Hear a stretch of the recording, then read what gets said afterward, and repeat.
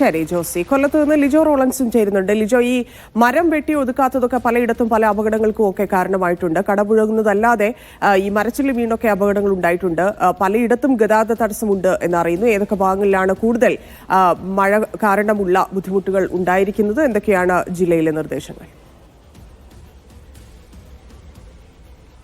ധന്യ, കൊല്ലം ജില്ലയിൽ കഴിഞ്ഞ രാത്രി മുതൽ ഇന്ന് പുലർച്ചെ വരെ ശക്തമായ മഴയായിരുന്നു ഇടവിട്ട് ലഭിച്ചുകൊണ്ടിരുന്നത്. അതിനുശേഷം ഉച്ചവരെയുള്ള സമയത്തും ചെറിയ രീതിയിലുള്ള മഴകൾ, അത് തീരദേശത്തായിക്കോട്ടെ നഗരമേഖലയിലും ഒപ്പം തന്നെ കിഴക്കൻ മലയോര മേഖലയിലും എല്ലാം തന്നെ ലഭിക്കുന്നുണ്ടായിരുന്നു. അതിൽ കൂടുതൽ പ്രശ്നങ്ങൾ ഉണ്ടായിരിക്കുന്നത് ആ പുനലൂർ ആ മേഖലയിൽ, അതായത് ആ മലയോര മേഖലയോട് അടുത്ത് കിടക്കുന്ന സ്ഥലങ്ങളിലാണ് കൂടുതൽ പ്രശ്നങ്ങൾ ഉണ്ടായിരിക്കുന്നത്. അവിടെ തന്നെയാണ് ഇത്തരത്തിൽ മരങ്ങൾ വീഴുന്നത് മൂലമുണ്ടായ പ്രശ്നങ്ങൾ ഉൾപ്പെടെ ഉണ്ടായിരിക്കുന്നത്. ഐക്യരക്കോണത്താണ് ഒരു വീടിന് മുകളിലേക്ക് മരം വീണൊരു അപകടമുണ്ടായത്. ഇതെല്ലാം രാത്രിയാണ് സംഭവിച്ചിരിക്കുന്നത്.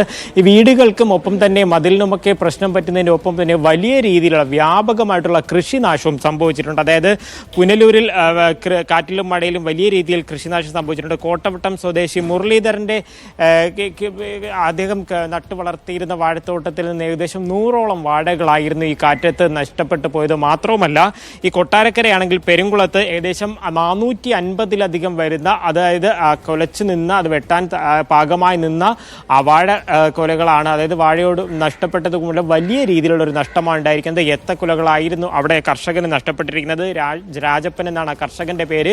ലക്ഷങ്ങളുടെ, അതായത് അടുത്ത ദിവസങ്ങളിൽ തന്നെ അത് വിളവെടുക്കാൻ തയ്യാറായി നിൽക്കുകയായിരുന്നു. അവിടെയും അത്തരത്തിലൊരു നാശനഷ്ടം ഉണ്ടായിട്ടുണ്ട്.